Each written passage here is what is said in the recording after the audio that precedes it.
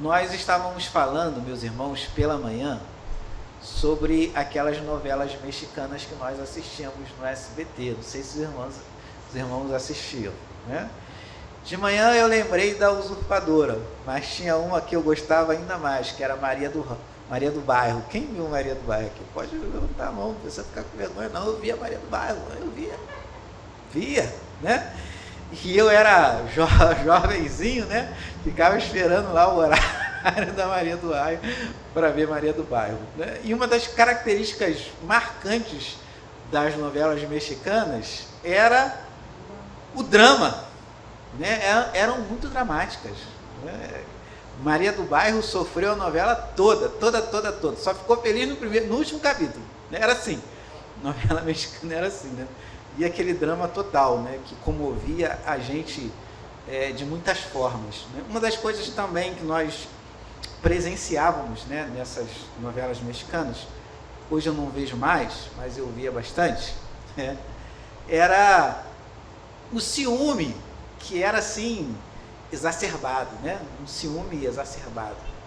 O galã lá tinha uma namorada e a outra tinha muito ciúme e sonhava em ter o galã, tal, e aquele ciúme literalmente de matar, né? Era um ciúme literalmente de matar. Quando olhamos, meus irmãos, para o texto de Jonas, nós percebemos essas características no profeta Jonas, né? Nós vamos perceber, meus irmãos, que Jonas é dramático, muito dramático. Nesse último momento do texto, isso fica mais em evidência, né? Por quê? Porque Deus faz surgir ali uma planta e dá um certo conforto a Jonas, né? Mas Deus vai mostrar a Jonas que ele é soberano, que ele dá a vida e que ele tira a vida. Assim como ele deu vida àquela planta, ele vai tirar a vida daquela planta, né? E aquilo vai trazer assim uma indignação muito grande de Jonas contra Deus. Jonas já estava indignado com Deus e vai ficar mais indignado ainda. O seu sofrimento será um sofrimento assim como de novela mexicana. Eu prefiro morrer. O Senhor matou a planta, agora me mata também, porque eu quero morrer. E Deus dá uma grande lição a Jonas, né? Porque Jonas teve mais compaixão da planta do que propriamente da cidade de Nínive, a quem ele pregou, e lá Deus suscitou um milagre maravilhoso salvando aquelas pessoas, né? E Jonas também é extremamente ciumento, muito ciumento. No capítulo 4, do versículo 1 ao versículo 5, nós vemos, assim, nós vimos na semana passada, né, algumas prerrogativas de Jonas que não eram plausíveis diante de Deus. Do versículo 6 ao versículo 11, Deus vai dar uma resposta a essa indignação e essa ira de Jonas, né? Nós vamos ver assim algumas características da resposta de Deus a Jonas, diante de todo o drama que Jonas faz, né? Diante de todo aquele drama que ele vai, né, expor diante de Deus. A resposta de Deus ao profeta: olha, meus irmãos, Deus é um Deus que fala. Falou antigamente e fala hoje também, e vai falar amanhã, porque essa é uma característica ao Deus de Israel. Deus é um Deus comunicativo. Deus, ele fala. Ele falou a Nínive e agora ele vai falar com Jonas. E vai dar uma resposta a Jonas diante de todo aquele drama que Jonas vai fazer diante dele. Primeira resposta, meus irmãos, que eu vejo no texto implícita que Deus dá a Jonas é: não seja egoísta, Jonas. Não seja egoísta, profeta. Né? Jonas, meus irmãos, era um típico judeu. E judeu, ele era muito exclusivista quando se tratava da fé. Jonas vai ser um dos poucos profetas que vai ter uma missão que vai além de Israel, ou seja, todos os profetas que eram levantados por Deus, a maioria dele, a grande maioria dele, não ia para outra nação pregar a palavra de Deus, ou não ia a outra nação dar o recado de Deus. O ministério profético era tipicamente territorial, tipicamente de Israel. Deus levantava um profeta no norte, Deus levantava um profeta no sul, trazia uma mensagem de exortação, tentando conduzir o povo ao arrependimento. Jonas é um dos poucos que recebe uma missão de Deus para ir além da sua fronteira, para ir em outro país e ali pregar a palavra de Deus, e por meio da pregação de Jonas e a ação do Espírito Santo de Deus na vida daquelas pessoas iriam se converter. Então algo grandioso Deus fez ali, uma manifestação da graça, da bondade, da misericórdia. Um dos temas centrais do livro de Jonas vai ser a compaixão de Deus por Nínive. Só que Jonas, como um típico judeu, ele é exclusivista. Ele, como muitos judeus, acreditavam que Deus estava somente, que a ação de Deus estava somente em Israel. E era algo que era exclusivo do povo de Israel. Então Jonas achava que Deus não deveria manifestar a graça dele em outro território, em povos que eram estrangeiros. Israel meio que tinha ou queria ter uma relação assim com Deus. Olha, Deus, o Senhor é o Deus de Israel, de Abraão, de Isaac e de Jacó. Então o Senhor não pode olhar para outra nação.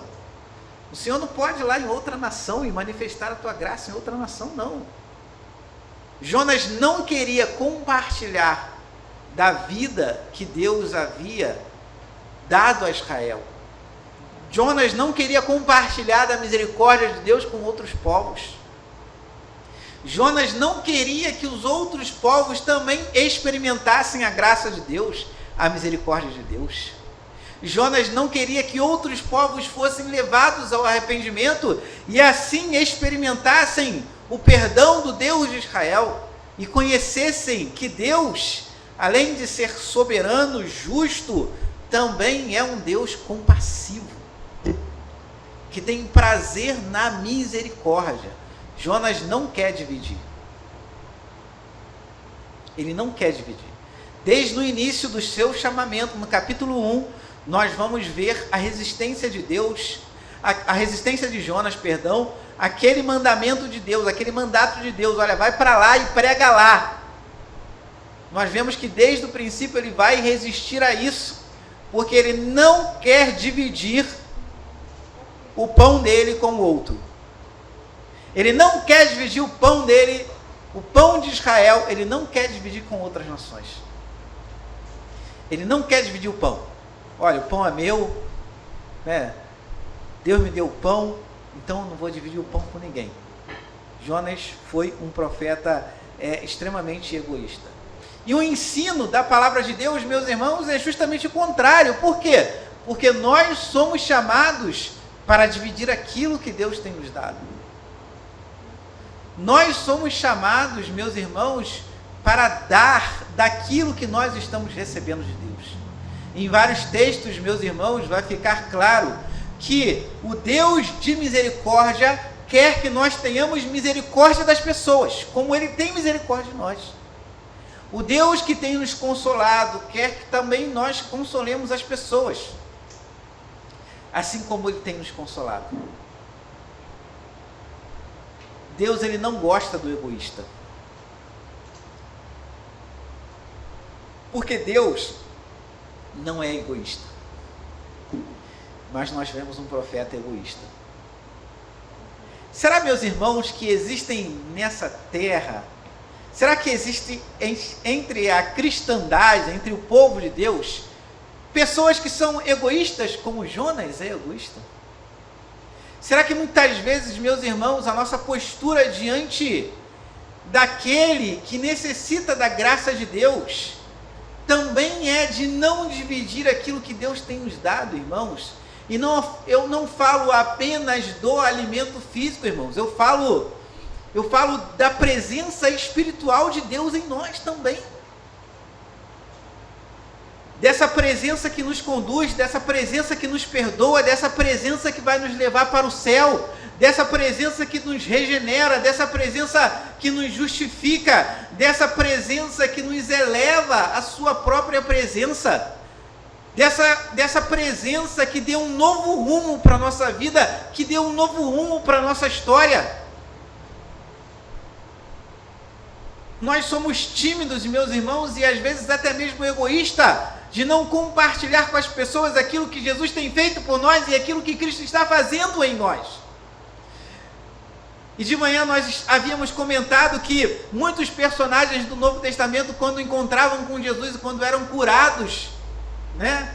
Quando experimentavam as maravilhas de Cristo, quando Cristo tocava neles, né? Curando não apenas o corpo físico, mas também curando a alma, as pessoas tinham uma dificuldade muito grande de se conter, porque elas começavam a gritar e a glorificar e a falar o que Deus, o que Jesus havia feito por elas. E muitas vezes Jesus pedia para certos personagens: olha, não vai sair por aí, né? Porque as pessoas, de tamanha felicidade, de tamanha alegria, né? Elas começavam a gritar, começavam a falar. O gadareno, quando foi liberto por Jesus, virou para Jesus: deixa eu ir contigo, eu quero ir contigo, onde quer que tu fores. E Jesus fala para ele: vai à tua família e fala de como Deus teve misericórdia de você. Vai lá e fala o que Deus fez na sua vida, o que Deus fez por você. Eu não sei o que acontece conosco, irmãos, eu não sei o que acontece com essa geração cristã, que recebe de Deus, mas não quer passar. Sabe, assim como Jonas foi levantado para ir para Nínive, em Nínive havia ladrões, prostitutas, idólatras, né? A escória da humanidade estava naquela cidade. E Jonas, na sua percepção pessoal, olha para a cidade e fala assim: esse povo não merece não a tua misericórdia. Como se isso fosse prerrogativa de Jonas. Como se a misericórdia fosse de Jonas e ele dava para ele quem ele quer. Não, a misericórdia é de Deus. Deus dá a quem ele quer. E o texto vai provar que Deus quer salvar prostitutas, que Deus quer salvar ladrões, que Deus quer salvar idólatras, e que essa mensagem precisa ser pregada e precisa ser compartilhada. E muitas vezes a gente não faz isso. Nós já havíamos falado de manhã, meus irmãos, que a nossa igreja fica perto de uma área de prostituição. Você acha que aquelas pessoas têm dignidade de vida ali? Você acha que elas querem ser escravas de Satanás? Os irmãos acham que é prazeroso ser escravo do diabo? Não, irmãos. São pessoas que necessitam da graça de Deus, da misericórdia de Deus. E aqui está um Deus compassivo, mas muitas vezes nós não queremos compartilhar desse Deus compassivo. Nosso olhar para essas pessoas é um olhar de preconceito. Como se a prerrogativa de salvar fosse nossa. Não é. Deus salva quem Ele quer. E a mensagem precisa ser compartilhada. E aquilo que Deus nos dá, nós precisamos compartilhar. Não seja egoísta, profeta. Compartilhe aquilo que você recebe. Jonas, no capítulo 3, como pregou muito bem nosso irmão Adriel, recebe uma segunda chance. Mais uma vez, Deus vai ter misericórdia de Jonas e vai dar oportunidade para ele voltar a Nínive e pregar aquele lugar. Então, ele recebe uma nova oportunidade, mas ele não quer dar uma oportunidade a outras pessoas. Sabe? Mas eu acredito que não exista crente assim. Será que tem crente egoísta? Será que tem crente que recebe e não quer passar para as pessoas? Se existe, meus irmãos, nós não podemos ser assim, né? Uma outra coisa, meus irmãos, que percebemos é que Jonas se alegra quando Deus levanta a planta. Mas Jonas não se alegra quando Deus leva aquelas pessoas ao arrependimento. Jonas não se alegra com a felicidade daquelas pessoas que estão em Nínive. Aquelas pessoas que estavam lá naquela cidade, e aquela cidade que era uma cidade pecadora, irmãos, que era uma cidade longe de Deus, que era uma cidade distante de Deus. Eles recebem a palavra de Deus com o coração aberto. Deus perdoa aquelas pessoas. E aquelas pessoas ficarão assim extremamente alegres e felizes, porque não serão condenadas por esse Deus Altíssimo. Meus irmãos, de fato, isso é razão de muita alegria e de muita celebração. Chegar um profeta e pregar naquela cidade: olha, se não se arrepender, Deus vai destruir todo mundo. E aquelas pessoas se arrependem. E agora Deus está falando: olha, não vou mais destruir ninguém. Que palavras doces e agradáveis de se ouvir, né, irmãos? Deus estava irado com aquelas pessoas, agora Deus não está mais. E agora Deus perdoa aquelas pessoas. E aquelas pessoas celebram o perdão de Deus, celebram com grande alegria. A cidade ficou em festa, irmãos. A cidade de Nínive ficou em festa. O povo começou a celebrar. Porque deve ser uma situação terrível saber que a ira de Deus está sobre você. Não dá para dormir em paz, né? Se percebermos ou tomarmos conhecimento de que a ira de Deus está sobre nós. Então aquele povo se alegrou sobremaneira. E de fato, meus irmãos, o perdão de Deus alegra o coração do homem. Nós nunca podemos, meus irmãos, tratar o perdão de Deus como algo natural na vida e banalizar o perdão de Deus, porque o perdão de Deus é precioso demais. Perdão de Deus significa justamente isso, que Deus tira a ira sobre você. A ira de Deus não está mais sobre você, e sobre você está a misericórdia dele e a compaixão dele. Quando aquele povo tomou conhecimento pela pregação de Jonas, que Deus não estava mais com raiva deles, e que Deus estava agora compassivo e querendo abençoar aquele povo, eles festejaram por demais. Mas aí, irmãos, a alegria daquele povo trouxe que ao coração de Jonas? Trouxe tristeza ao coração de Jonas. Trouxe raiva ao coração de Jonas. Trouxe indignação contra o próprio Deus. Jonas está indignado, irmãos. E ele não está indignado contra alguém que talvez falou uma palavra para ele, ou talvez pisou no pé dele. Ele não está indignado contra pessoas, ele está indignado contra Deus, meus irmãos. Porque Deus suscitou alegria no meio daquele povo. Porque Deus fez com que aquele povo ficasse alegre. Jonas não consegue se alegrar com aquelas pessoas. O sentimento de Jonas é de raiva, é de ira, é de indignação, né? E aí Deus vai, quando Deus mata a planta, o Jonas fica mais indignado ainda, porque na percepção de Jonas, a planta merecia mais viver do que aquelas pessoas.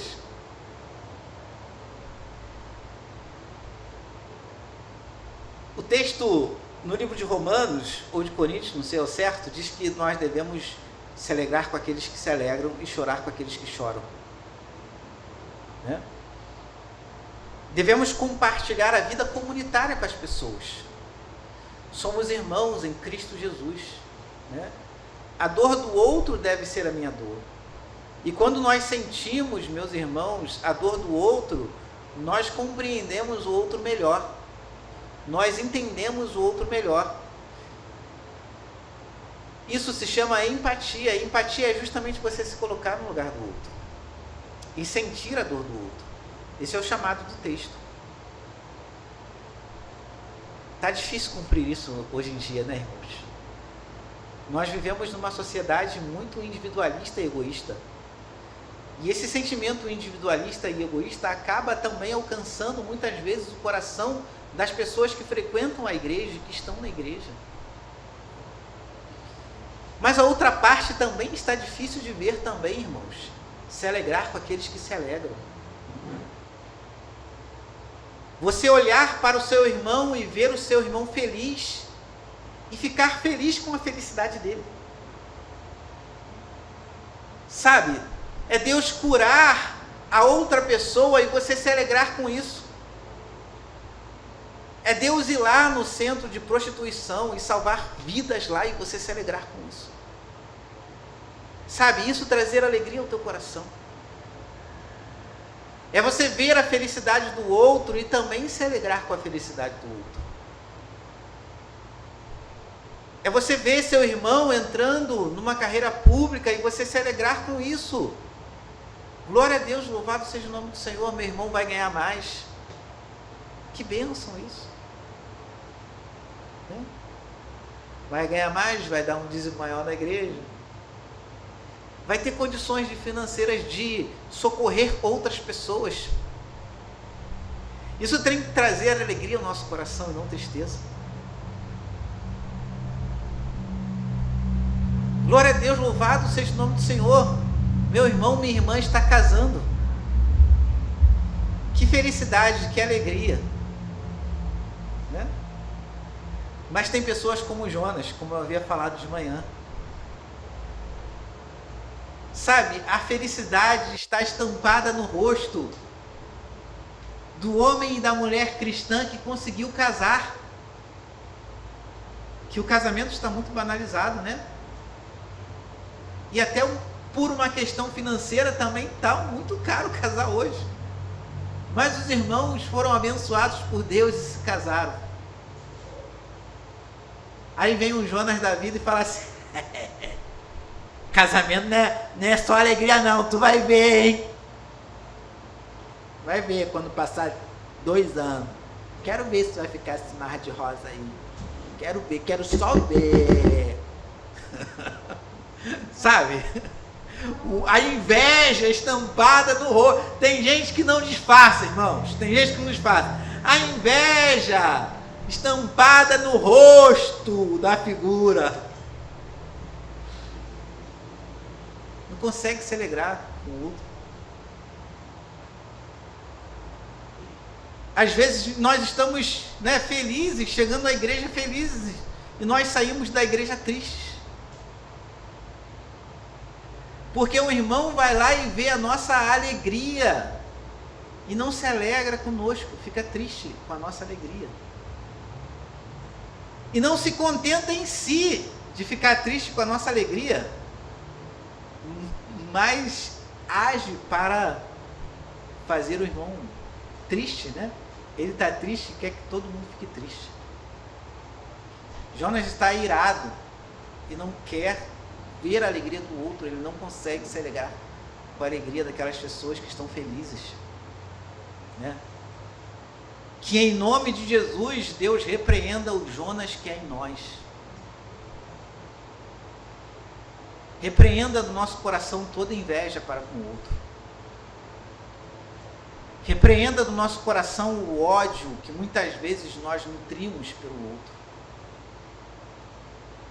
Repreenda esse evangelho do ódio que está se levantando no Brasil, né? Pessoas que se dizem cristãs e que não oram mais para Deus salvar pessoas, oram sim para Deus destruir pessoas, né? Para Deus levar a cabo a vida das pessoas. A igreja atual não tem orado por salvação, tem orado por condenação. Quanto mais gente no inferno, melhor para algumas denominações, para alguns cristãos. Quando na verdade Deus quer trazer alegria ao coração das pessoas, quer trazer paz ao coração das pessoas, quer trazer felicidade ao coração das pessoas. Jonas, se alegre com aquilo que eu fiz em Nínive, Jonas. Por que você está irado? Por que você está triste? Por que você está assim tão, né? Se alegre com aqueles que se alegram. Pois esse é o mandamento de Deus para nós. Jonas, meus irmãos, como eu falei, como mencionei, amou mais a planta do que as pessoas. Deus traz assim uma grande lição a Jonas. E é claro que o texto não vai assim dizer que você não deve amar a natureza. É claro que o texto não vai falar isso, né? Mas o texto quer enfatizar como Jonas ama mais as coisas do que as pessoas. Por quê? Porque ele quer que a planta viva. Mas como Deus vai falar lá no final do texto,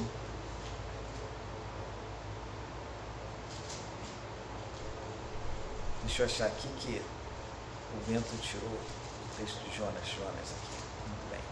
Como Deus vai falar lá no versículo 10, olha, tens compaixão da planta que não te custou trabalho, o qual não fizeste crescer, que numa noite nasceu e numa noite pereceu, e não hei de eu ter compaixão de uma grande cidade, a grande cidade de Nínive, em que há mais de 120 mil pessoas. Olha só, meus irmãos, 120 mil pessoas. Jonas amou mais a planta do que 120 mil pessoas. Jonas queria que a planta vivesse e queria que 120 mil pessoas morressem. Queria que 120 mil pessoas sentissem a ira de Deus, sentissem a destruição de Deus, como Deus o fez com Sodoma e como Deus o fez com Gomorra. Jonas queria que todas aquelas pessoas fossem mortas. E aí mais uma lição que eu tiro aqui, meus irmãos, é que Jonas, ele ama mais as coisas do que as pessoas. A planta é mais valiosa para ele, em detrimento daquelas pessoas que foram conduzidas ao arrependimento por Deus e pela presença de Deus.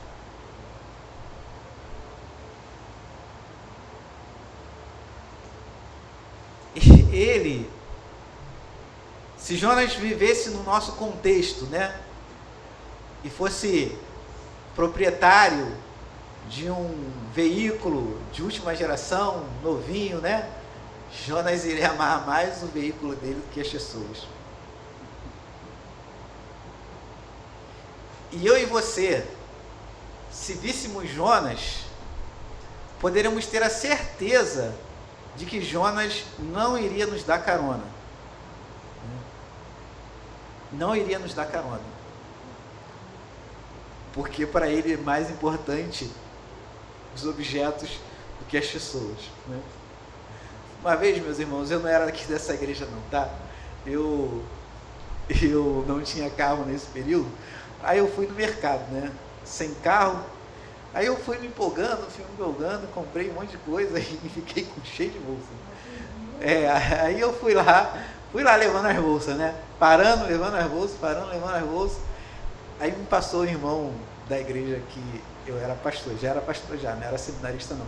Se eu fosse seminarista, o pessoal podia pensar assim, era seminarista. Se tu era seminarista, não te deram carona. Se tu fosse pastor, ia dar carona. Mas aí, já era pastor. Aí o irmão parou o carro. E aí, pastor, tudo bom? Eu, tudo bem, rapaz. Como é que você tá? Eu tô bem, pastor. Que bom, rapaz. Tudo de bom aí, pastor. Tudo bom aí, eu vou lá, tá? Depois a gente se vê. Eu falei, tá bom. Então, tá bom, depois a gente se vê. E continuei carregando meus pesos todos.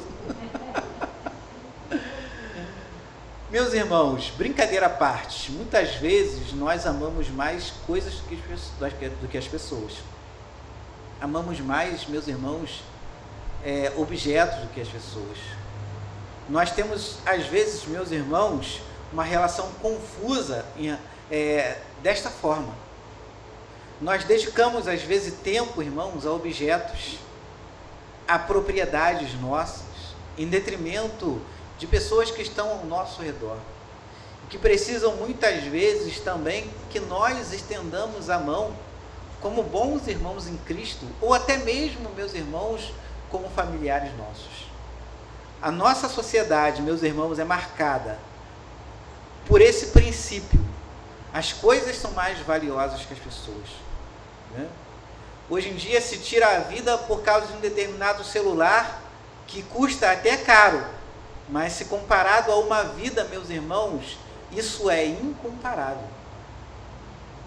Às vezes nós perdemos, meus irmãos, a comunhão com os outros por causa de coisas, por causa de objetos, né? De manhã eu havia contado uma história aqui, hoje eu vou contar, agora de noite eu vou contar outra história, né?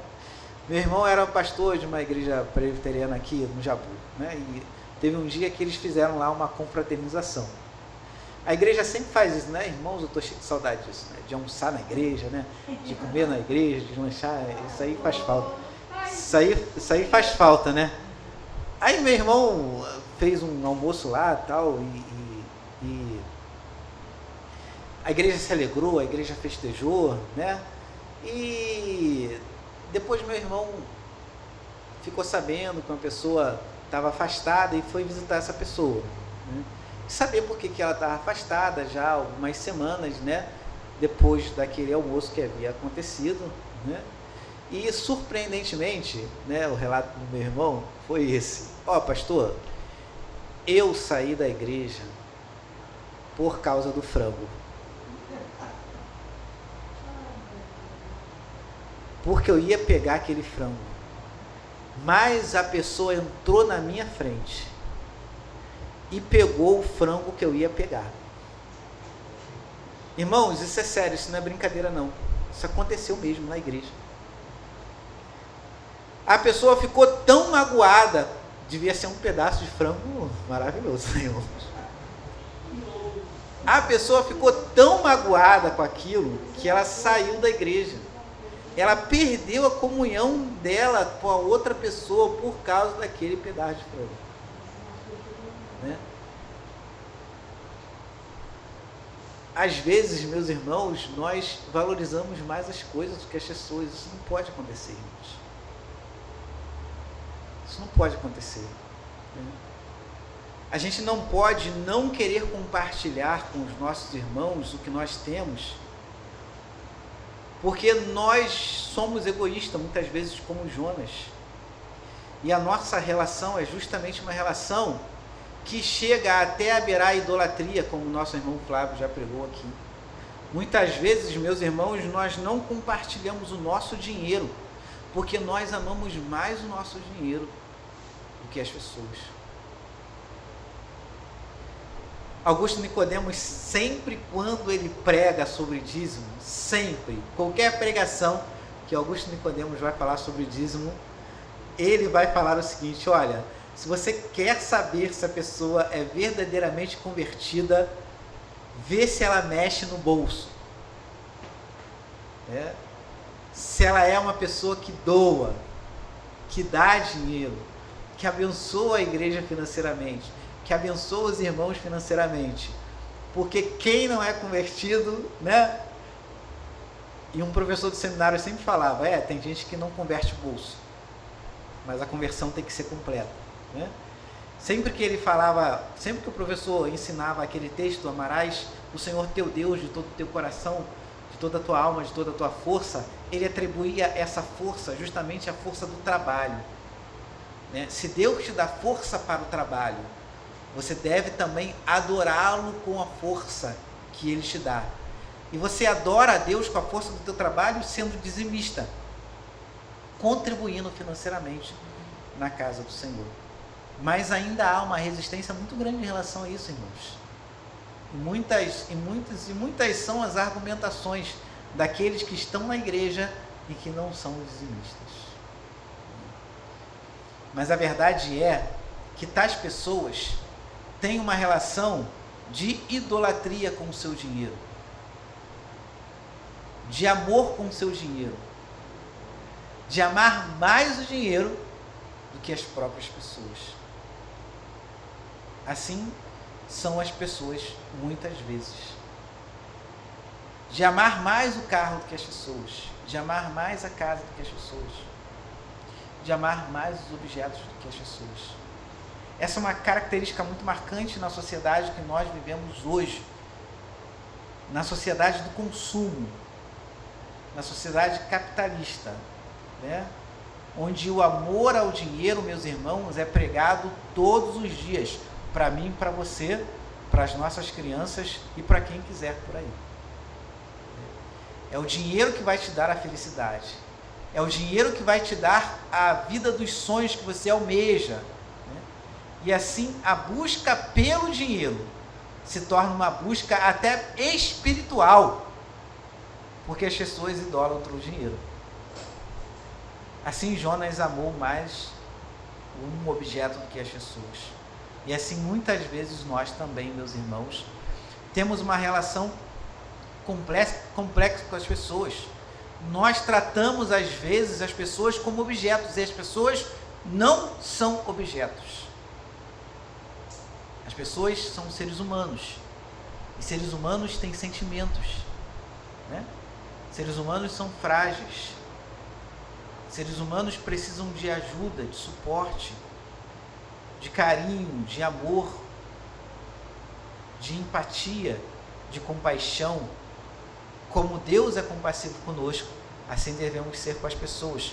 Como Deus ama as pessoas, assim também devemos amar as pessoas.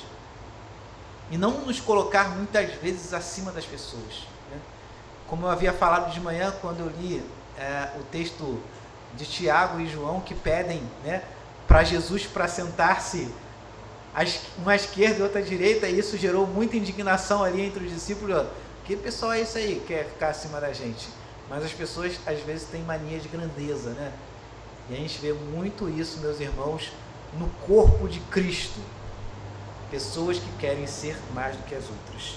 Jonas era tão pecador quanto aquelas pessoas que foram visitadas por Deus eram pecadoras. Mas ele se achava melhor do que elas. E ele se colocava até mesmo acima daquelas pessoas. Como se Deus o amasse mais, como se Deus fosse exclusivo seu, como se Deus não quisesse amar aquelas pessoas também em Nínive.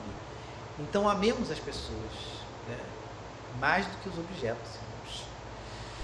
Em último lugar, meus irmãos, Deus vai falar para Jonas: Jonas, cumpra a sua vocação.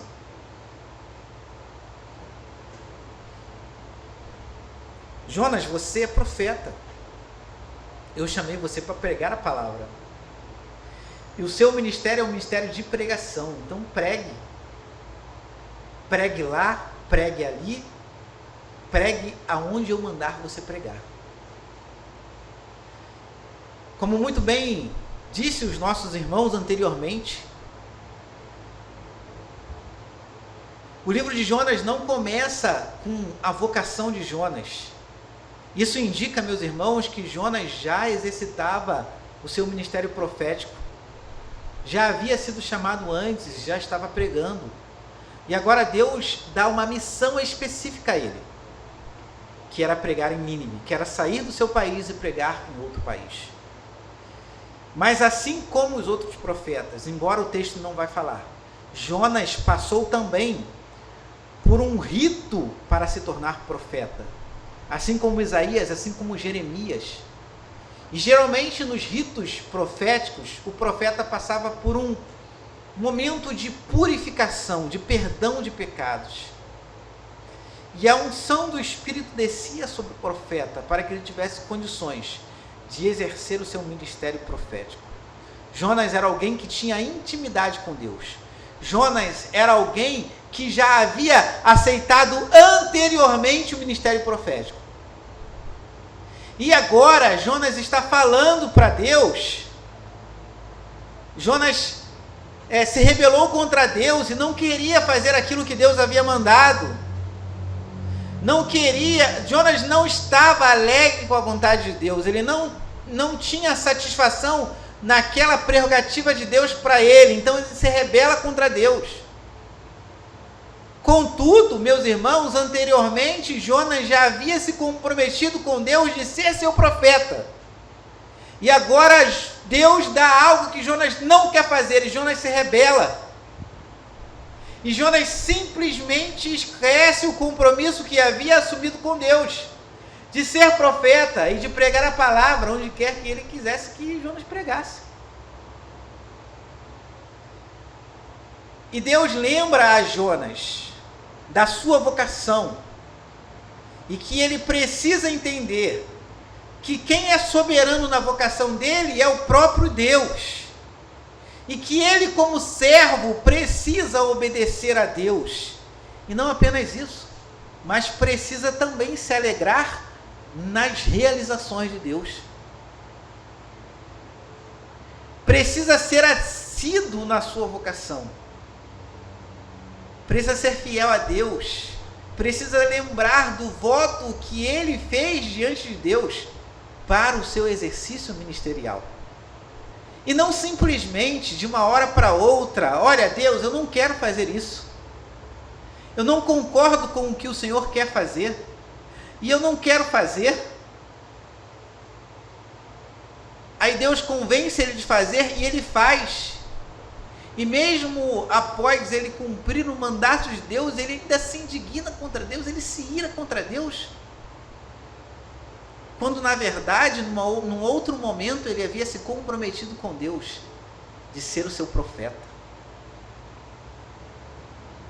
Quando somos regenerados em Cristo, irmãos, quando passamos pela experiência grandiosa e maravilhosa da regeneração, né, nos comprometemos completamente com Cristo.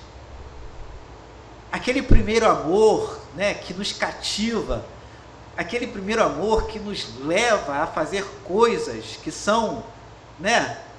Aquele primeiro amor que nos leva a sair da nossa zona de conforto. Eu já falei aqui várias vezes, muitas vezes, de quando eu era novo convertido na igreja, né? Que não podia abrir a porta da igreja, que eu ia lá dentro da igreja, às vezes era o zelador que estava limpando a igreja lá, e a gente ia lá, o grupo de jovens, né? E a gente evangelizava, a gente pregava, a gente cantava, a gente se reunia, né? Se reunia diante de Deus e era aquela coisa maravilhosa, né? Subíamos a favela, pregávamos para traficantes e íamos, né? E hoje em dia, meus irmãos, a gente não quer largar a nossa zona de conforto. A gente não quer, sabe? Às vezes a gente esquece o compromisso que a forma como nós nos comprometemos com Cristo, de viver segundo a sua palavra e de viver segundo a sua vontade. E há certas doutrinas que a Bíblia apresenta para nós que a gente tem dificuldade de entender, dificuldade de até muitas vezes de viver, e aquela dificuldade de se praticar aquilo que Jesus está falando para nós praticarmos, mas nós esquecemos que outrora nós nos comprometemos com Cristo, nos comprometemos com a sua palavra, e como Pedro nós falávamos, ó Deus, para onde nós iremos? Tu tens as palavras de vida eterna. Mas esquecemos com facilidade, hoje em dia, meus irmãos, as pessoas esquecem com facilidade dos votos que fazem. Davi, no Salmo 116, ele fala assim, olha, Senhor, cumprirei os meus votos ao Senhor na presença de todo o seu povo. Você já fez uma leitura atenta do Salmo 116? E você percebe que logo depois que o salmista fala assim, amo o Senhor porque ele ouviu a minha voz, você vai perceber que Davi vai narrar uma situação de morte. Laços de morte se apoderaram de mim, e angústias do inferno se aproximaram de mim. Caí em tribulação e tristeza, mas aí eu orei ao Senhor. O Senhor veio ao meu socorro. Davi, quando orou ao Senhor, faz votos a Deus. Olha, Senhor, se o Senhor me livrar da morte, eu farei isso, farei isso, farei isso. E Davi, agora resgatado por Deus, agora abençoado por Deus, ele fala assim, Senhor, eu não esqueci não, hein? Eu não esqueci, Senhor. Eu cumprirei os meus votos na presença de todo mundo. O Salmo não diz o que Davi prometeu para Deus. Não diz. O Salmo não diz o que Davi prometeu para Deus. Mas o Salmo diz que Davi vai cumprir o que ele prometeu para Deus. Hoje em dia, meus irmãos, nós contemplamos cristãos que fazem promessas para Deus, mas que não cumprem suas promessas. Que na hora da dor, da angústia, ora, fazendo promessas para Deus, isso pode ser feito, isso não é pecado não. Pode ser feito.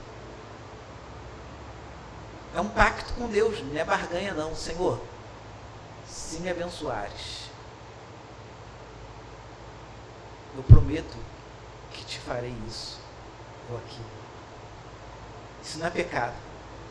Pecado vai ser se você não cumprir o que você está falando. Aí vai ser pecado. Davi fala, Senhor, eu vou cumprir meus votos, os votos que eu fiz ao Senhor. E nós votamos a Deus, né? Quando o pastor é ordenado, uma série de perguntas é feita a ele. Quando o presbítero é ordenado, uma série de perguntas é feita a ele. Quando o diácono é ordenado, uma série de perguntas é feita. E uma série de promessas é feita também. Isso é muito sério, irmãos. Isso é muito sério. Isso é muito sério. Eu fiz promessas para Deus em relação ao meu ministério. E se eu não cumprir, vai ser vergonhoso para mim. Assim como também eu terei que dar contas a Deus das promessas que eu fiz a Ele. E não apenas presbítero e diácono promete para Deus, não. Todos nós, quando somos recebidos na comunidade cristã, né, nós fazemos promessas. E uma das promessas que nós fazemos é sustentar a igreja financeiramente, sendo dizimista e ofertante. E outra promessa que nós fazemos é sustentar a igreja moralmente, sustentar a igreja com o nosso testemunho de vida. Uma das coisas que nós prometemos também, meus irmãos, é trabalhar na igreja. Por Jesus é trabalhar. Por Jesus é trabalhar.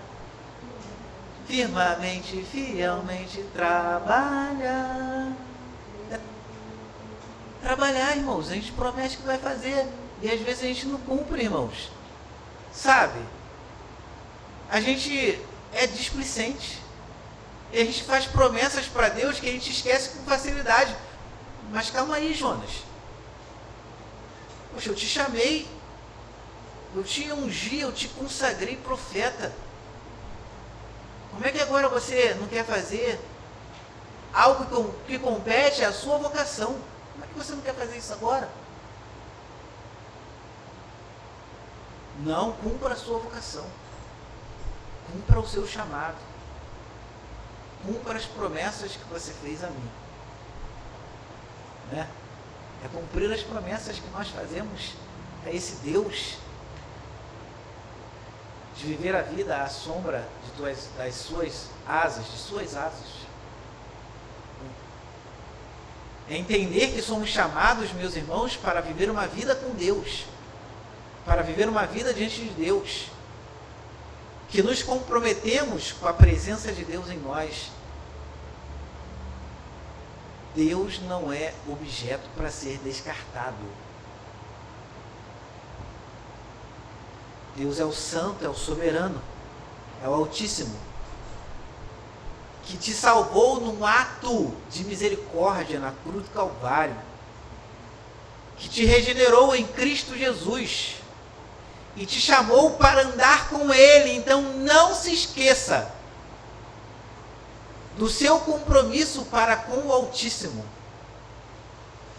Cumpra as suas promessas diante de Deus. Cumpra o combinado. Né? Não, Senhor, eu quero estar em tua casa. Quero louvar, quero te adorar. Quero glorificar o teu nome, quero bendizer. Quero trabalhar na tua seara. Quero trabalhar na igreja. Né? Quero dedicar parte do meu tempo à igreja. Na crise da cristandade, meus irmãos, o pecado que mais as pessoas cometem é justamente isso. É dedicar tempo a Deus e a sua casa de oração. Nós não podemos ser como Jonas. Não podemos mudar de ideia em relação ao chamado de Deus para nós. Não podemos. Não podemos. Somos chamados como filhos de Deus, somos regenerados. Não podemos esquecer disso. Então vivamos a nossa vida com Deus. Vivamos a nossa vocação. Vivamos o nosso chamado, irmãos.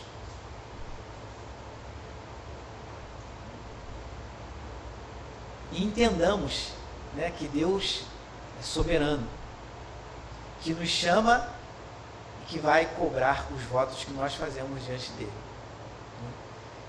Então que Deus nos converta, que Deus tire o Jonas que é em nós, esse Jonas descompromissado que muitas vezes nós somos, né? Mas que Deus tire esse Jonas de nós. Essa é a resposta de Deus a Jonas. Não seja egoísta, Jonas. Se alegre com a alegria dos outros, Jonas. Jonas, ame mais as pessoas do que as coisas. E cumpra a sua vocação, Jonas. Cumpra o que você prometeu que haveria de cumprir. Que Deus assim nos ajude, meus irmãos, em nome de Jesus.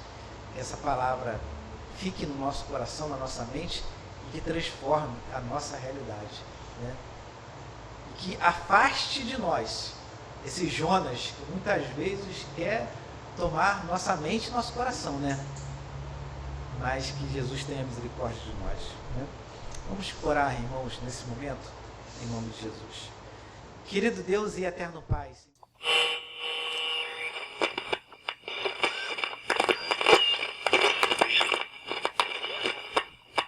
Hoje